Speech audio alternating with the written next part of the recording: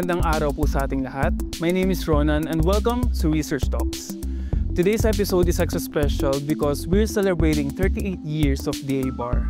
This year, we carry the banner, Driving Progress, Delivering Impact. Because here at BAR, it's not just about supporting research, we're also creating real lasting impact for our farmers, fisher folks, and the entire agri-fishery sector. Join us as we take a journey through BAR's milestones, its evolving vision, and how we continue to shape the future of Philippine agriculture. For today's special episode, we are joined by none other than our beloved OIC Director, Director Joel Lales. Magandang araw po, sir. Magandang araw din, Ronan. At magandang araw din, Jeff, sa ating kasama. Today, we are also fortunate to be joined by someone who represents the very heart of why we do what we do. A farmer beneficiary from one of our R4D programs on off-season onion production technology. Please welcome Sir Jefferson Cortez. Magandang araw po, sir. Magandang araw, sir. Magandang araw, sir. So, as we are celebrating our 38th anniversary nga po, bakit hindi po muna natin pakilala si DA Bar? Sir Joel, kailan at ano po ba yung key purpose kung bakit na-establish ang bureau natin, sir? Itong institusyon na ito ay naitatag primarily because kailangan talaga nating magkaroon ng isang ahensya within the DA na siyang mangunguna sa pag-coordinate, pag-manage, at mag-manage ng mga resources, specifically pondo, para sa pagsasagawaan ng research for development o yung pananaliksik. Ano po? Very important siya kasi yung research for development ay napakalawak. Kaya kinakailangan ng isang institusyon na siya yung mag-organize, siya yung mag-set ng mga priorities, agenda, para yung direksyon ng mga institusyon na gumagawa ng research ay talagang naaayon doon sa pangangailangan ng industriya. So, it's a coordinating body, it's a coordinating organization. So, nabanggit mo nga, 38 years, no? Expected na talaga sa atin na maging mature na ang organization sa pag-deliver, no, ng mga essential services. So, hindi lamang po kasi pagpupondo to eh. Ang importante dito, yung tulong, no? Ang tulong natin is mapondohan, masuportahan yung mga project na mag-produce ng technology. Ang off-season, napaka-importante yan. Mamaya, bigyan natin si Sir Jeff na magpapaliwanag nun. Isa lang yan. So gusto pa natin maparami yung mga technology ganito. Yung technology na nababagay at kailangan at gagamitin ng ating mga magsasaka at mangingisda. So bilang nabanggit na po ni Sir Joel kung paano po na-establish yung bureau natin, sir, pumunta naman po tayo sa mismong tao na nagbe-benefit po sa mga programs natin. So, Sir Jeff, bilang isa pong farmer beneficiary na natulungan po ng programs natin, para sa inyo po, ano po ba yung kahalagahan ng pagkakaroon ng isang research supporting bureau para sa mga farmer po na katulad niyo, sir? Para sa akin po, sir, malaking kahalagaan ng DA-BAR para sa amin na magsasaka, sir. Dahil sa project na to ng off-season ng sibuyas, nagkaroon kami ng karagdagang kaalaman, sir, na bagong technology para ma-adapt tong off-season na, sir. Asaka po, sir, dati po akong magtatanim ng gulay. Ngayon, nadagdagan ulit ng ibang pagkakitaan, sir, na income. So it's nearly 4 decades since we have been serving the public by leading the agri-fisheries research and development sa ating bansa. Siyempre, hindi na naman natin ito naabot nang wala tayong progress along the way. So, Sir Joel, maaari niyo po ba kaming i-walk through sa significant milestones ng Bureau for the past 38 years? I can say na yung marami nang naging milestones talaga itong DA Bar, no? Well, wala naman ako dito nung na-create yung bar kasi year 2000 lang po ako pumasok. Pero as far as I know, talaga, malayo nang naabot. From a very simple, humble beginning siguro. Marami po tayong nailunsad over the year. Well, one big program na talagang I think naging game changer din sa mandato ng BAR ay yung technology commercialization na program. Ito po ay isang program na nilunsad ng DA-BAR noong 2005, no? Kaakibat nitong ang layunin kasi ng TechCom is to address yung pangangailangan talaga ng sektor na dapat ang research ay napapakinabangan. So we need more outputs. At hindi lamang po yung output, yung technology. Itong technology na to, dapat pumupunta siya dun sa tinatawag na commercialization. Kung sasabing commercialization, ito yung transfer. So tina-transfer, no, mula dun sa gumawa ng technology na ipapagamit natin dun sa mga ating stakeholder. Kagaya ni Sir Jeff, no? Isang example natin, yung off-season onion technology. Pinapakinabangan na nila. Yan yung tinatawag na commercialization. Ibig sabihin kasi ng commercialize, make it available commercially. Ang commercialization kasi pwedeng papunta sa commercial aspect na nagiging negosyo, or yung isa naman ay yung tinatawag na extension. In-extend mo siya kasi gusto natin ipagamit talaga. Halimbawa, yung mga best cultural management practices, no? Sa paghahalaman, sa paghahayop. Yan, tinuturo ng diretso yan. At may mga ibang ahensya tayo dito sa Department of Agriculture na gumagawa niyan. Nandiyan yung Agriculture Training Institute, nandiyan yung Regional Field Offices. Pero tayo as BAR, ang role natin doon, through this program, tayo yung nagsusupport, no, nabibigay ng pondo, funding support, para itong mga institusyon na to, talagang yung programa nila ay patungo sa supporting of technology transfer and commercialization. That's one. In terms of policies, no, nagkaroon din tayo ng maraming mga bagong pulisiya ngayon. Kasi meron na tayong tinatawag na intellectual property, technology transfer protocol, no? Meron na rin tayo mga iba't ibang pulisiya para talaga masuportahan yung ating mga researchers, yung ating capacity building program, no? Kasi mas pinalalawig natin ang pag-abot ng kanilang opportunity para sila'y makapag-aral. Hindi lamang na dito sa ating lokal na mga universidad na ino-offer natin sila makapag-aral, pero may mga partnerships, mas pinalalawig na natin ang partnerships natin international. Of course, mas pinalalawig na rin natin ngayon yung partnership natin at talagang kinikilala na rin tayo ng iba't ibang sektor ngayon, kagaya ng sa international organizations, no? Meron tayong mga partners na dun sa tinatawag na Consultative Group on International Agriculture Research or CGIAR group, no? Of course, nandito yung ating partner sa International Rice Research Institute, IRRI.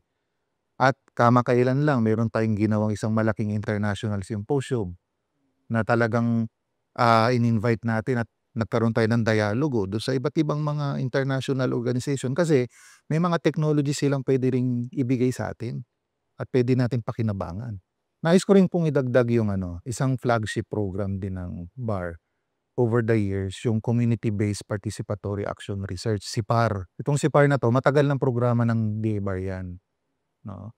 Pero ngayon, in-enhance pa natin siya. In-improve natin siya. Tawag na natin sa kanya ay scaling up program, scale up program. So it's a sustainable community-based agri-fishery for live research, no, action research for livelihood enhancement, uplifting and prosperity, ang haba. Pero yun yung ibig sabihin na scale up. Pero sa totoo lang, scale up is talagang in a big way, sir, sa malakiang paraan, yung ating result ng research ay ipapagamit na natin, ita-transfer na natin sa isang area na malakihan. Private sector, mayroon na rin tayong significant milestones pagdating sa partnership with the private sector. So, may mga kumpanya tayo namang kinakausap. Yan, ang layunin natin sa Research for Development, Public-Private Partnership, is para mas mailink natin diretso yung ating mga research doon sa mga nag-i-invest, no? At yung mga potential market nitong ating mga produkto ng research. In the way, natutulungan din natin yung farmers kasi ang kailangan ng private, sila ang market. So, kung sila ang market, no, halimbawa, si Sir Jeff, nasa Onion siya.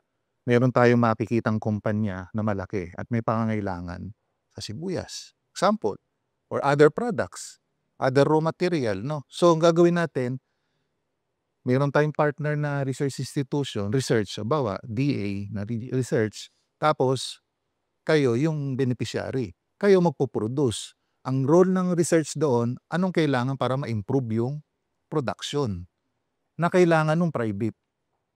So pagdating at the end of the day, kayo nagsusupply kayo, may sure market.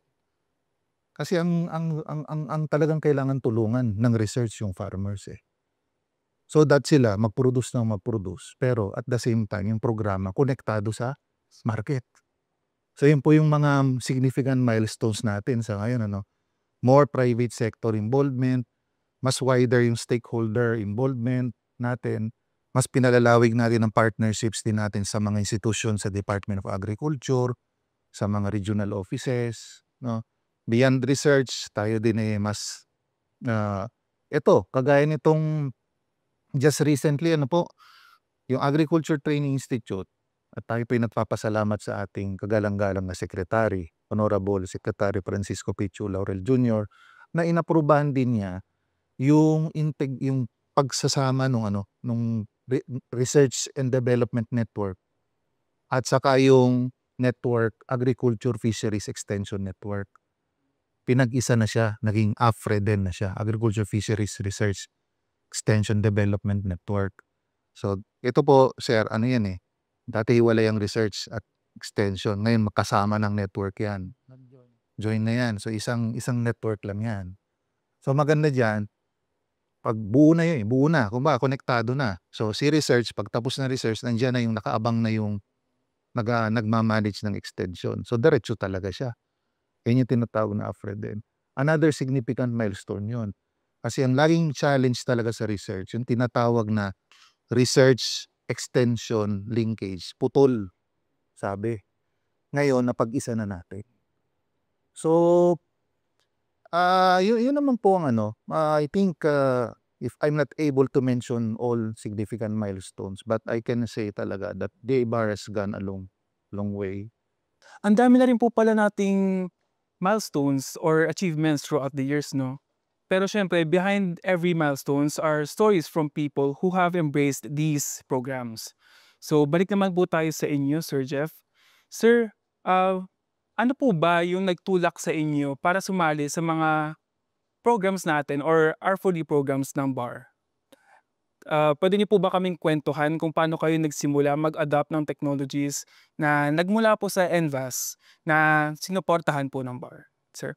Ganito po yan, sir. Dati, nung off-season yun, sir, sa Aritaw lang yan, sir.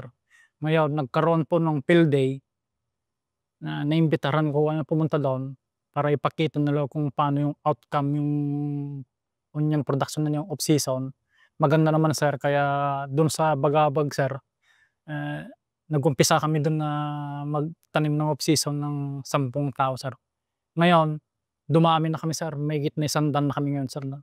Ang pagkakalam ko pa, sir, na nag-spread na yan eh. Hanggang sa Cagayan, Quirino, meron na yatang off-season ng sibuyas. Sa totoo lang, sir, sa pagtatanim ko ng off-season, hindi ko naman pinagmamayabang, sir. Talaga na, kumita talaga ako, sir. Yung una kasi, medyo trial pa lang. Kaya, medyo konti ang kita. Pero susunod, medyo masanay ng gusto. Kumita, nakabili pa ako ng makinary na pangbungkal sa lupa, sir. Thank you po, Sir Jeff. Kayo po ay tumatayo ngayon bilang testimonya or pagpapatotoo po sa mismong mga ginagawa ng BAR para sa bansa. So with that, napapatanong pa talaga tayo, ano po ba talaga yung ginagawa ng BAR at ano po ba yung mga proseso nito? Kaya Sir Joel, maaari niyo po bang sabihin sa amin or i-share sa amin kung ano po ba talaga yung current strategies ng BAR para sa research for development at sa mga extensions po nito? Sir? Well, ang strategy ng BAR ay talagang nakafocus tayo dun sa technology and innovation para masigurado natin na yung agriculture sector natin ma-improve yung productivity. No, when we say productivity, of course, mapataas yung mga production, yung yield. Tapos, siyempre, yung pagpapababa rin ng gastos, no, or cost naman din ng pag-produce. Then, of course, alam natin, yung klima, nagbabago na. Medyo iba na rin yung lakas din ng ating nararanasan na mga bagyo, pagbaha, pagtuyot.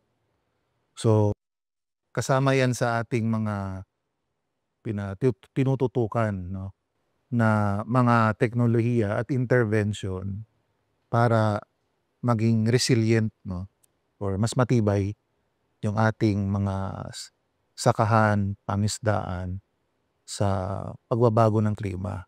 Doon din tayo sa larangan ng kailangan na rin nating tumungo papunta sa mas sustainable na approach, or ngayon ang tinatawag nila yung regenerative agriculture. Of course, so regenerative, ibig sabihin regenerative, kailangan natin uling buhayin. Buhayin yung lupa. Ano bang kailangang ilagay natin sa lupa na pangmatagalan pero mas magiging masigla at malusog yung lupa.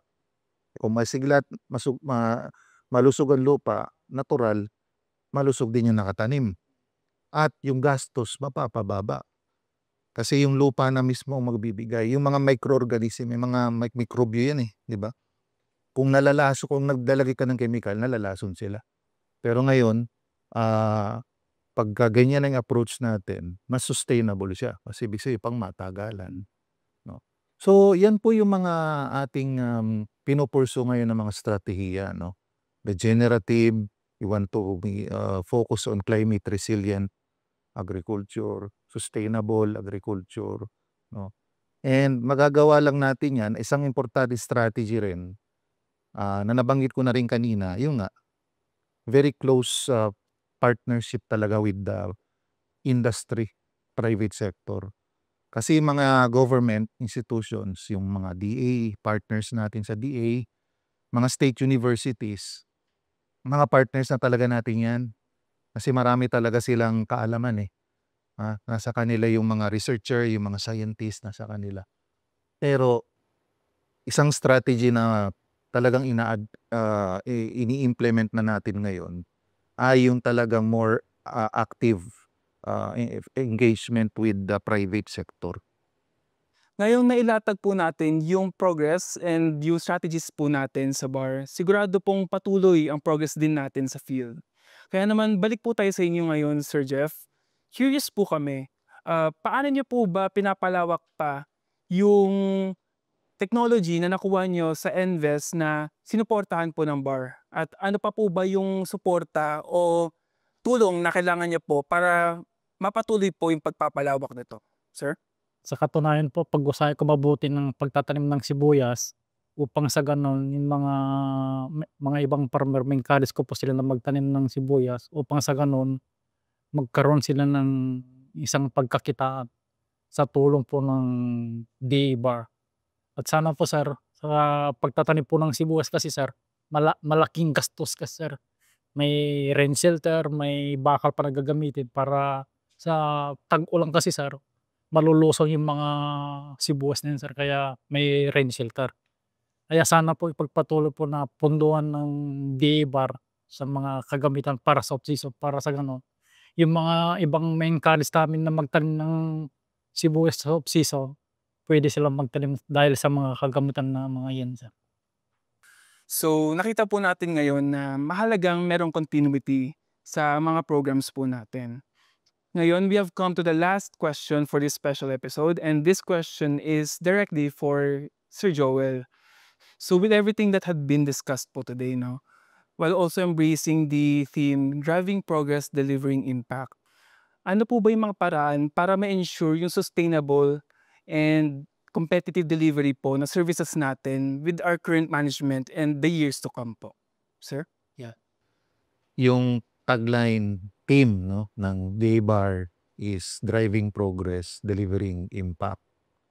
Actually, kung aanalisahin pa natin yun mas mabuti, yung research for development talaga yung kailangan nating i-drive, no? Para talagang yung progress na sinasabi ay impact, parang impact, magkaroon talaga ng impact at masabi talaga natin na magkikreate siya ng progreso, no?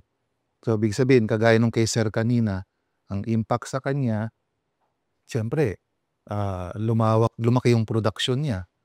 Saka gumanda yung kanyang oportunidad sa kita kasi malaking merkado rin yung off-season eh. So, yun, impact sa kanya yun.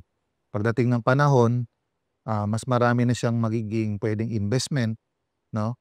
At mapapaganda pa niya, maiaayos pa niya ng mas mabuti yung kanyang sakahan. So, yun yung driving research for development.